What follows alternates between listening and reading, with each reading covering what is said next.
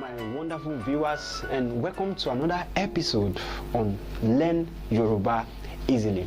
Today we'll be looking at another wonderful topic: timeless or general greetings. We have been talking about greetings, and like I said, that greeting is just one thing that Yoruba people value. So if you don't know how to greet, you need to learn how to greet. And the first time we've looked at the first example, which I say is greetings with time, we have looked at different things about it.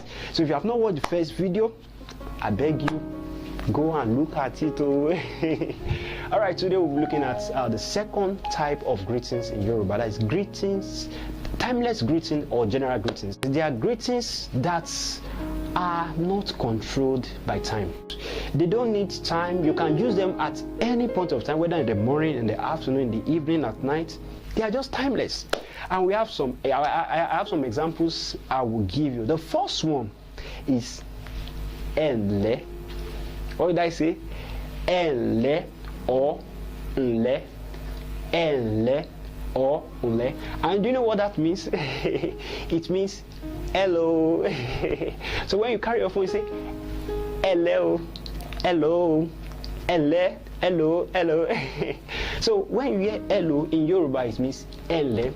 Nle is when you are talking to your mate or someone younger than you, singular, but you add e to it, which means e plus nle. That is enle. When you are talking to, you know, like we said the other time, when you're talking to someone older than you, when you're talking to someone you need to respect because he or she's holding in higher authority than you. And three, when you are talking in pluralism, when you are talking to more than one person regardless of the age. So e plus nle give us enle. So you can say hello at any point of time. You know, you can carry your phone and say, oh, hello, whether in the morning, in the, that's why they are timeless in their use, they are general in their use.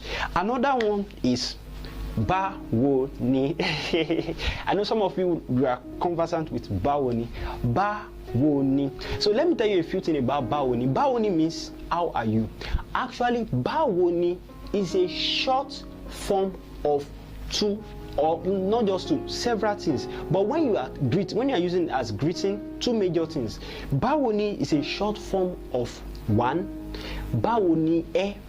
Bawo ni e, which actually means how are you? How are you? And secondly, bawo ni is a short form of bawo ni nkan, that is how are things. Bawo ni nkan, how are things. I believe you are understanding. But the way from your conversation, from the way you have been talking with the person, you will be able to understand what the person, you will be able to understand the greeting the person is trying to pass across, whether the person is saying how are you or how are things. So when you are using bawo ni as greetings, it means how are you or how are things. Another example I'm going to give you is she o wa da da or she o wa pa. What did I say? It's a bit longer. Let me tell you gently. She, then you repeat after me. She o wa da da. All right. Or you say she o wa pa. All right. Let me tell you the difference between. They mean the same thing, but she o wa da da is the normal way of saying hope you are good.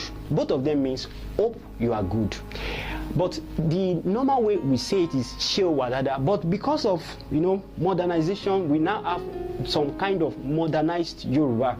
So she o wa pa means the same thing with she o wa da da, but it's a kind of modernized form of she o wa da da. So when you are talking to some elderly people and you say she o wa pa, they will not understand because they are used to she o wa da da. So only we youths that will like say, when it's among you, you can say she o wa pa, she o wa pa, they will understand what you are saying. And when you say she o wa da da or she o wa pa, you are using it when you are talking to someone that is your mate, to someone that is younger than you, singular.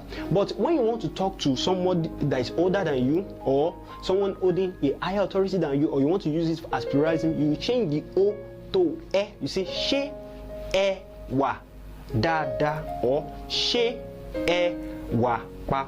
Yeah, I believe you get that now. Yeah, that's good. That's good. That's good.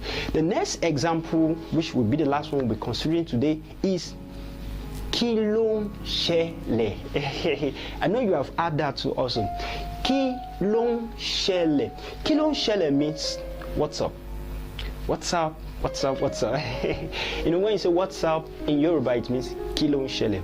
And actually, kí ló ń ṣẹlẹ̀ can be used in two different ways. It can be used as greetings. It can be used when you are asking a question.